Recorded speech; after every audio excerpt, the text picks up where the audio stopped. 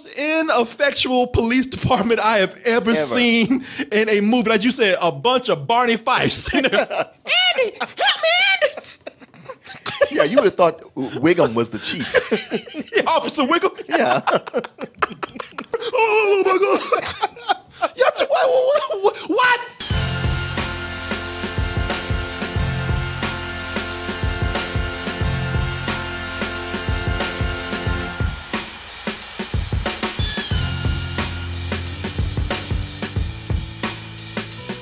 Let's see what else we got. Oh. Ow. Martin got me, man. I like your mood tonight, man. You fully got into it. I did too. You got a show to do. No, I really did. I was like, ow. Shit, I thought I was in the club. Ow. You remember the words of that song right there? Yeah. Was it? It went ow. DT Merch is where you get your shirt.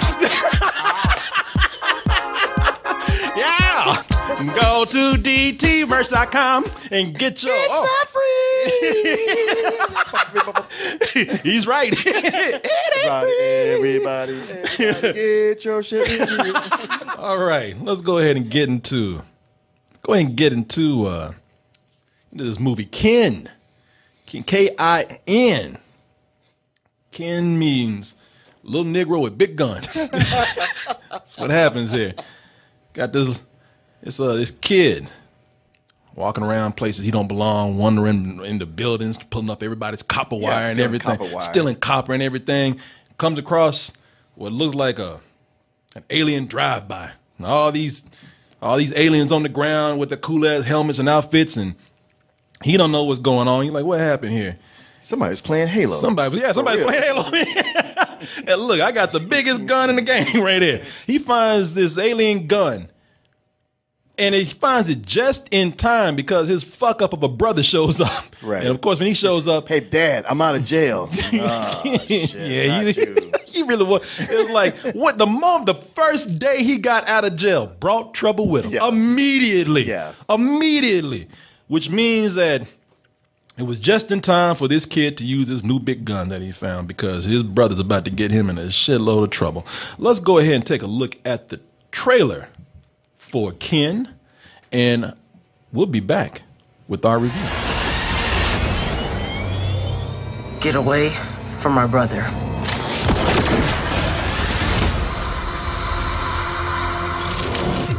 Now we're going to do this with the least amount of spoilers, if any at all. You're not going to do any spoilers here. We're going to try to do this spoiler-free for you. Although, even if we did, you still would be looking at this and being like, what the hell am I watching right now? This is the weirdest mix in a movie that I have seen in a while. This is like a cross between a Hallmark Channel movie and a video game. This is interesting. If the Hallmark Channel and the makers of Doom got together and decided to make a game or decide to make a movie, this is what you would have. It's a family drama about an ex-con, his little black brother, little adopted black brother. It goes from being this family drama to unlocking the secret, most powerful weapon in the game. Yeah. And it's like, okay, am I watching this? Am I playing this? It's like somebody wrote a serious family drama and they said, you know, this needs a punch up. This needs something more. And a 15-year-old took it like, yeah, a big ass gun and some aliens. Yeah, we need some aliens and some drug dealers. But it could work. I'm not saying that this couldn't work at all. No. It could work. And the thing to me, I didn't think it was that weird because I was like, I feel like I've seen this before. And I was like, oh yeah, Midnight Special. Oh, Martin, I even got one better for you. I'll tell you in a little bit. If you took the movie Midnight Special, the one with Michael Shannon. Michael Shannon, yeah. Small movie that came out not too long ago with them carrying his kid across town, his dad carrying his kid across town with and his kid has some kind of power, alien or something. We don't know. But this kind of feels like that. But it's another movie out there that this reminds me of very closely. I'll tell you that in a little while. But I do look at it and I'm like thinking, you know what? We actually could use more movies like this. More movies where the ideas are this bold, where they are trying to combine two unlikely things here. In the beginning, the family stuff that goes on is not bad. And one reason why is because you got Dennis Quaid in there. Yeah. Dennis Quaid, look, old seasoned pro. Yeah, he's a veteran. He's a vet, and he knows exactly what he's doing, man. He's very good. The only reason I would even laugh at this man in here is because these days it's like he's just getting typecast as the angry dad. Right. I just saw this man in this other movie. I can only imagine, just mad, yelling at his kid, just angry. We'll buy a bottle of Jack Daniels and give it to Dennis Quaid, because Dennis Quaid, it's not only that he's playing the same angry dad in these movies, but he looks like he's drunk too. Yeah, he looks drunk in every one of them. All these movies, and it is not just drunk, but he just looks confused. Every time he's talking to some kid, like he's drunk and about to hurl him. Right. I have a feeling that they actually get Dennis Quaid drunk and just drive him to different sets. They get his ass drunk, let him pass out, and put him on the set. He just wakes up, and that's why he's confused all the time. You're not my son. Yeah, I am. You remember? Fuck. Oh, Jesus. Okay. I like him in the film because he's hard on his adopted son. Right. He said, you're my first black boy. Yeah, and you're thinking like, man, he's hard on this kid until the older boy comes out of jail. But also with this, it's like he's hard on his son, and he's rough, but it really does come through in his performance through minimal words that he loves his son. It's a very tender moments. Yeah. With a rough exterior. Then at some point in the movie, Jack Rayner enters the picture as the son, and when he comes in, he just brings all kind of stupid with him. I mean, he's a good actor, but when he gets in here, things just get dumb. I'm not talking about the actor. I'm talking about his character and everything else around him. I'm honestly not sure I'm convinced he's a good actor. It's the writing that goes along with his character. I mean, it really, common sense and intelligence just goes completely out the fucking window when he gets in. Yeah, I mean, on his part, but also just in the setup for it as well. Him coming home and saying, "Hey, I'm in trouble. I need money. Some guys protected me." You're like, "All right, that's a usual setup. I can see that." Yeah. But when they say how much he owes them for that protection in jail, I'm like, that's ridiculous. And nobody would ask for that money and expect it as soon as you got out. I hope this ain't a spoiler, but when he was in the hallway and told Dennis Quaid how much money he needed, Dennis Quaid he walked down and was like, "What the fuck?" He walked down them steps, he was shaking, he grabbed, he's like, "You get the fuck out of my house." It was some funny shit. He's like, "Are you out your fucking mind?" As anyone would. He scared me at that moment. Like, why you tell this man that? He was about to go up and go to bed. He's like, "Y'all, we'll talk tomorrow, son." He's like, "No, we need to talk now. I need this amount of money." He came down them steps. The fuck? You crazy? He jacked his ass up and threw him out. He said, "Don't you ever come back here with this bullshit again." There are smart people in the movie, and they seem to be doing the right thing, but then they do that one dumb thing that is possibly the dumbest thing that they could ever do in their life. So no one, not even the smartest, most common sense person in here, gets off looking good because they do dumb shit too. And I ain't gonna say where it is, I ain't gonna say what happens, but you look at it, you're gonna be like, "Wow, you thought that could work." There's a moment I looked at somebody doing something, I was just like, really? What the fuck are you thinking? We're not talking about the same people. Oh, okay. But this dude is just as dumb. Okay. And I think you're talking about one of them Franco boys. I am. I am. And I got to say, of all the scumbag characters like this he's been playing lately, I like this one the most. I was really into him for a while. I was like, I like the way he's playing this guy. He's menacing, slightly charming, but always slimy. But then halfway through the film, he makes a decision that I thought was questionable. Oh, yes. And then by the third act, he does something where I threw my hands up. I was like, this makes no sense. Oh, and I actually will bring that up. I mean, because that one's not really a spoiler that you could see some of it, but it's one of the dumbest things I've ever seen. And I'm going to tell you something. My screening, including me, like they showed the back of James Franco, like you're not supposed to know who this is, and they had him turn around like, ladies and gentlemen, James Franco. And everybody just laughed. Look, James Franco, we know he's a great actor. Ain't nobody trying to talk about him. We're trying to make fun of him. But when he turned around, they were trying too hard to make him slimy. He got that little dirty Sanchez mustache. Got that greasy ass mullet. And people were just kind of like, look, it's not that we don't think James Franco can't be a villain, but y'all trying way too hard with this shit right here. Come on, y'all. The smartest character in this movie is that gun. That gun is the smartest character in the movie, followed in second place, a close second place, by the kid. And the only reason why the kid is not smarter than that gun is because he's got a dumbass big brother who's getting him into dumb shit. Yeah. And the kid is not bad in the movie. I've never seen. Maybe I've seen him before. I don't think I have. No, I think the kid's just fine. Miles Truitt. He's good in the movie. He's actually very good in the movie. There are moments where he's very vulnerable, and there are moments where he has to take ownership and be the adult in the situation because his stupid ass brother he certainly ain't gonna do that. And with James Franco in the movie, the reason why I didn't like this character is because when I talk again, me and that one on the subject of dumb characters, he's just a fucking idiot, man. This character right here, they try to present him as a criminal underlord, like a professional criminal, maybe a petty thief, maybe. Yeah, he's more like that. But not at no. This character is so stupid. No, he would not be running any kind of criminal underground ring, anything like that. No. He would be this kind of guy with his decisions that he makes.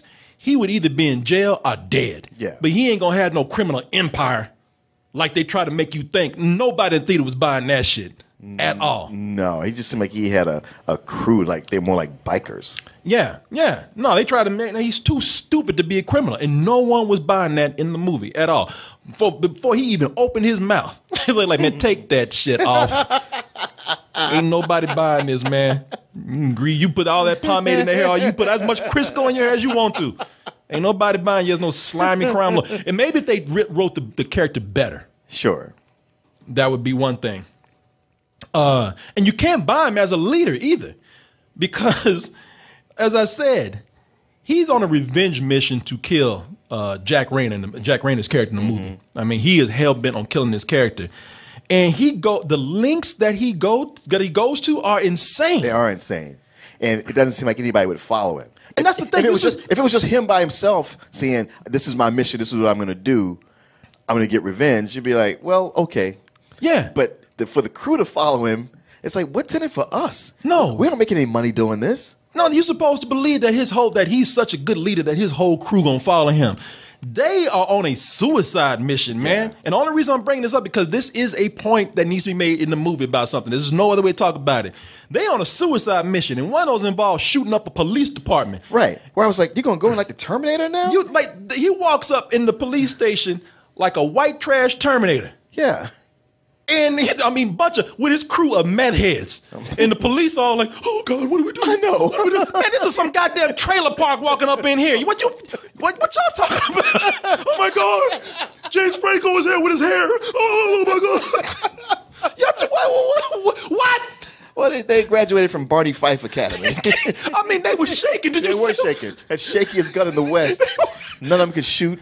They were hiding behind glass that protected them. And they didn't even. It took time for James Franco to get to one of them. They could have moved, but they just said, "Oh my God, no!" He strolled up to him. Yeah, smiling the whole time. The most ineffectual police department I have ever seen in a movie. Like you said, a bunch of Barney Fifes. Andy, help me, Andy. Yeah, you would have thought Wiggum was the chief. Yeah, Officer Wiggum. Yeah.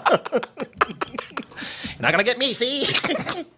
Oh God, what do we do? What do we do?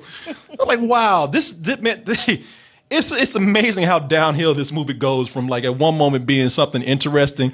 Because because all through the middle, it's just a road trip that is going to have a dark ending. And as road trip movies are obliged to do. They go to Las Vegas. Yeah, they should do. I was like, God damn it. I mean, even the good ones like Logan, they still was that need to like, we got to go to Vegas though. Like, yeah. Come on. Boy, these movie people, man, they got to gamble a little. They got, because that's why they going. They ain't going because they got to shoot there. They're kind of like, hey, let's go fuck up. Right. Let's go fuck around. I would tell you who. That's the thing with some of these characters, man. The actors are good, but the characters are written bad. Zoe Kravitz. Yeah. Another one in the movie where I like the character, but she makes a bad decision. Decides to follow this dipshit. Well, in the movie. I mean, she was kind of between a rock and a hard place. She was, but still. And the other thing is, and here's another thing I hate with movies. This is a big trope of mine. So Zoe Kravitz in the movie, she plays a dancer. Only thing is she's a dancer at the strip club with one rule: don't strip. Dude, I hate that in movies where they got, we PG-13, so we can't show no titties, and it's like, well, don't write a strip club in there. Well, plus she's a star; she ain't getting naked. Well, ain't nobody gonna get naked in there. It's lazy to me when you write a strip club into a movie and you can't show no titties. It ain't like I want to see titties. It's just like, well, I do sometimes, but it's not like that. It's just like, it's like you can write something else. I'll tell you this, man, in the movie, I thought her decision was kind of crazy, but especially after she saw Jack Rayner in the movie and just the irresponsible, idiotic things that he does. I mean, the guy is just reckless, but she decides to go with him. But I tell you, in the movie, I think she has some of the most substance of the characters. Like that, she feels like she can handle the drama the best here. If you did try anything funny, I'm pretty sure even I could take you in a fist fight. So to fist fights. Mm-hmm. She's like, no, really, I'll beat your ass. Yeah, you can laugh all you want to. Yeah, with the fist fight. Yeah, he'll whooping your ass. Well, she could beat him by giving him a crossword puzzle. It's funny how much this movie feels like it's about perhaps his redemption. And it's not. And it just does not happen. It is not. There's something that should actually give him a wake-up call, a horrible, horrible thing. He's just kind of like, whatever, road trip. It's another thing here that he's being chased by James Franco and his Terminator meth head thugs, white trash thugs, and then they want to kill this man. He's on the run from murderers. And he's like, we gotta get out of here. We gotta go. Let's get out of here. But let's stop at the strip club first. Right. Yeah. Jack Rayner in the house, making it Rayner. And I was just like, man, you gotta be kidding me. The motivation behind these characters just goes back and forth. Yeah. He's so reckless. He's so and he's constantly bringing attention to himself. For a guy who wants to be on the run, who's supposed to be hiding out from killers, he is constantly doing things to start trouble in places of business to bring attention on himself. I know that he's a bad character, but he's a frustrating character, and that's what another that makes me mad about the movie is that every now and then he comes in, he says, I know I'm bad. Like the audience is supposed to be like, oh, well, since you admitted it, okay. Yeah. I like you now, Jack. Oh, no. Jack, but you could be good one day. No, fuck you. No, this character just pissed me. I don't like any of the characters in this movie. Yeah. Being a badly written drama and a thriller, they say, oh, yeah, and this kid has a big-ass space gun. That gun gets forgotten. That gun gets to go on vacation while they shoot the movie. Mark, can I tell you why? Because this movie ain't got no budget, all right? It probably does, but it's low. Yeah. And every time that kid fires that gun, that's money. All right. if he fires that gun too many times, this movie gonna go bankrupt.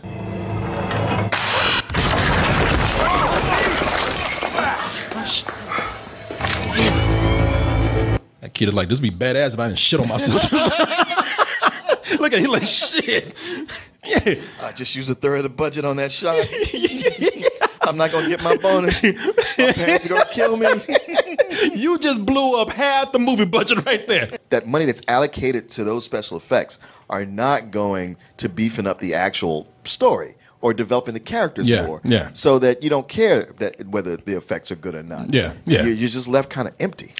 You know, I'm laughing at this scene. I'm just looking at this. I love the way that pool stick tried to creep on out. You're like, I know. Well, I'm not needed here. Don't Shit, no, mind wait, me. no. Pool stick, I'm not with them. Well, I guess I'll be going. No, shit, no. Yeah, man, it's no, and you're right. You're right, and I will say that, and you could tell that there's certain things that even when they're able to shoot the gun, it's what they used to blow up. That you could tell, okay, y'all done had no money. It's like there's one scene where it's like, well, it don't cost us nothing to blow up grass, so they blow up haystacks in the movie. Yeah. And it's like, all right, we know what's going on. You know, you don't have any money, and I get it.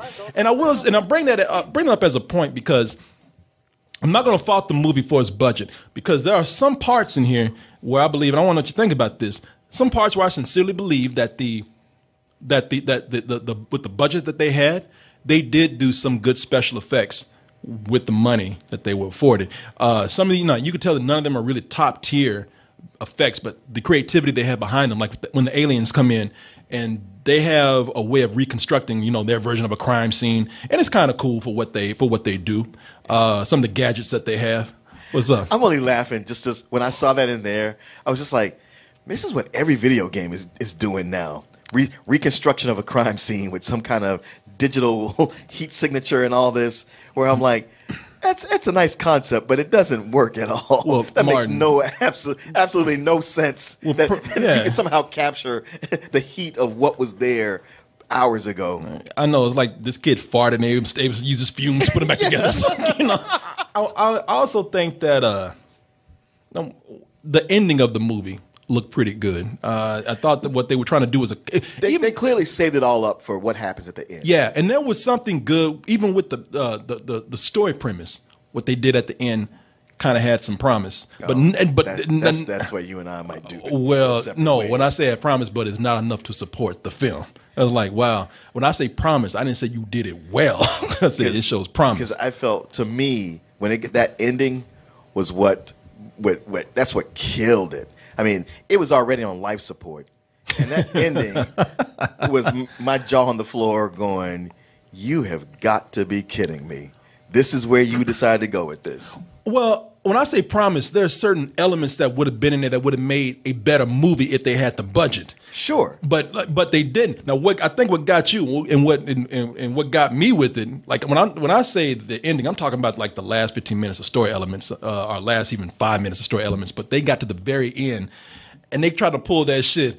Oh, but you ain't seen nothing yet. We'll be back.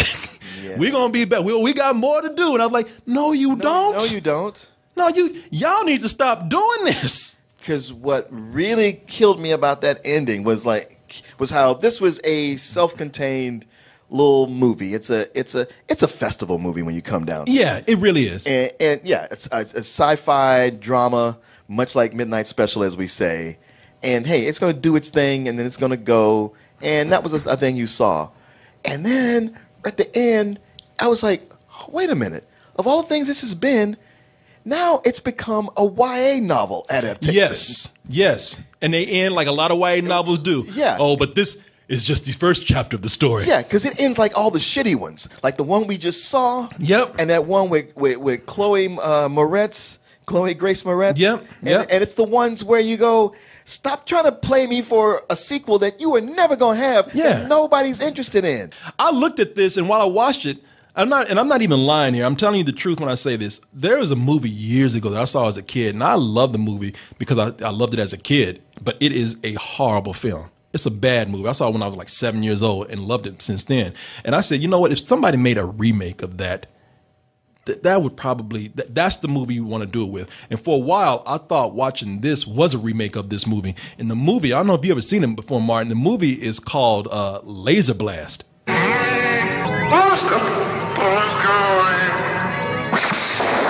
This could all be happening right now, somewhere on this planet. And the thing with this movie, it's about a kid who finds a gun. If you listen to it, at the time, it was just them trying to cash in on Star Wars. You could even hear it in the trailer. Somewhere on Earth, this could all be happening. They did the same thing in the Star Wars trailer. Somewhere in space. Whoa. This may all be happening right now. Yeah, like ripping us off. There could be somebody right outside the door, writing down everything we say. Yeah, it's not like they took that, like they found that narrator walking out the door and said, "Hey man, just read this real quick, come on." Yeah. They're recording, Oh, is this the new script? Yeah, Somewhere. but this movie, Laser Blast, it's almost the same premise. A kid finds a gun that's left behind by alien technology, and when he gets it, they have to track him down, but he's also being pursued by something else. The biggest difference is that the main character in this movie, the gun makes him evil. Oh, and really? the two aliens have to come down and pretty much just kill his ass. Oh, damn. No. Oh, I thought you were going to say they'd come down and take the gun away from him. Oh, they do that too. After they leave his dead body on the ground. Yeah, they say, Okay, man, now I want to see it. The whole movie's like, man, we ain't got time to be fucking around with you. Give me my shit back.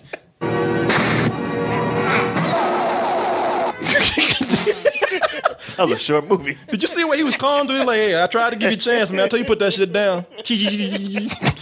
It's Laser Blast. I think it came out the year I was born, 1971 or something. Oh, wow. What was this? Man, you've got to see this, man. It's amazingly bad. They say that the best thing in the movie are those stop motion aliens that you see right there. Oh, for real? If you read some things about it, be like, well, they were cool. Oh, damn.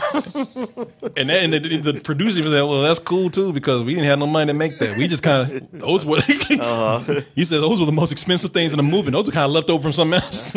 Watch it before you watch this, because this movie is, while having a cool concept, I like the idea, as I said earlier, I like the idea of making mostly a family drama.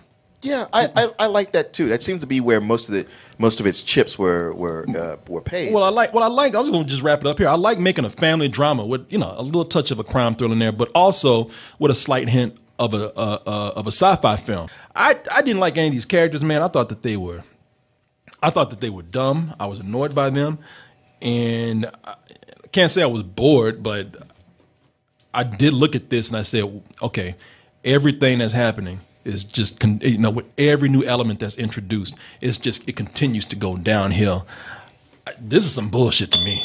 I'm not mad at it, but like, man, you could have done a whole lot better with what you. Even the epilogue beyond that, we didn't talk about that, because they have a lot of cameos in this movie, and there's a cameo by an actress I really like as an FBI agent, and there's just a dialogue that goes between her and a character, and the way they wrap it up, I was like, no way, this is probably the worst. This is the most insulting way you could end this, and I thought you had already done that. Yeah, I'm with you, man. I thought rental, okay, low rental. Now you kicked it to some old bullshit. Yeah. I was right there with you. I had the rental in my hand. Yeah. I was ready to give it to him, and then they had one of them cameos walk out, and I was like, "Nope, you don't get this. Give me my shit back." Yeah, man, that one is just like, that's such stunt casting. It was. There's a cameo in here that is just sad to me. Right. And I said, "No, you don't get you don't earn this right here. You don't write a whole entire subplot around a cameo." This movie tried to get by on a cameo. Yeah, it did. And I was like, how dare you? And you, yeah, you know better than to get your ass out of here, Mr. Cameo. Yeah. We believed in you. Don't come in here with that. Sell out. What we're going to go to is we're going to Amino. And we're going to do the quiz for Amino. All right. And I told you on Amino that we're trying to grow this community over here. So we have our community on Amino, Double Toasted. But on Double Toasted, we have people that are talking about their interests, which is us. But you might have an interest in something else. I'll see if somebody has an interest in farting here. Well, you can start a community in Amino based on your own interest and what you like to talk about. Today's quiz is going to be about sci-fi weaponry. Oh. Since the movie was about the same thing. Mm-hmm. Now, unfortunately, I cannot participate because I helped with the quiz today. Oh. And 3, 2, 1, go. Don't judge a book by its cover. This explosive weapon doesn't necessarily look as deadly as it actually is. Head bomb, sonic shotgun, noisy cricket, needler. Noisy cricket. Martin, you are correct, sir. Look at you. Not so bad right there. All right. I'm going to the next question. 3, 2, 1. This weapon is not necessarily a pulse rifle, but in Minority Report, it uses sonic energy to blast away baddies in a car factory. Sonic pistol, sonic blaster, sonic shotgun, sonic rifle. What do you think? Sonic shotgun. You are right, Kim. Look at you. Martin was nervous too. Martin like, Kim? He looked at you like, help. All right. I got him. Here we go with our next one. This might be a cool weapon, but it's barely controllable. Its usage is to use a stream of positive ions to combat negative spirits. The proton pack, the SOL satellite, sonic shotgun, bristle gun, proton pack. Oh, maybe I didn't get it in time. Come on, man. Let's go again. This directed energy weapon can emit energy aimed in direction without shooting projectile. This weapon is not just lethal. This is the Gauss rifle, the Wording Wave, the Vitola, the phasers. Phasers. Gauss rifle. Oh. Good job, Kim. Yeah, good. All right, let's go to our next question right here. And the pulse rifle was brought in to our planet and was tested against our enemy, being wielded by a reluctant human against his will.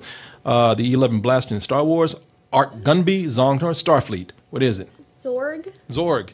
Oh, it's the Arc Gunby. Oh, yo, okay. In District 9. It was District 9, but I was like, Arc Gumby? Is that what that thing was called? Oh, well, there you go, people.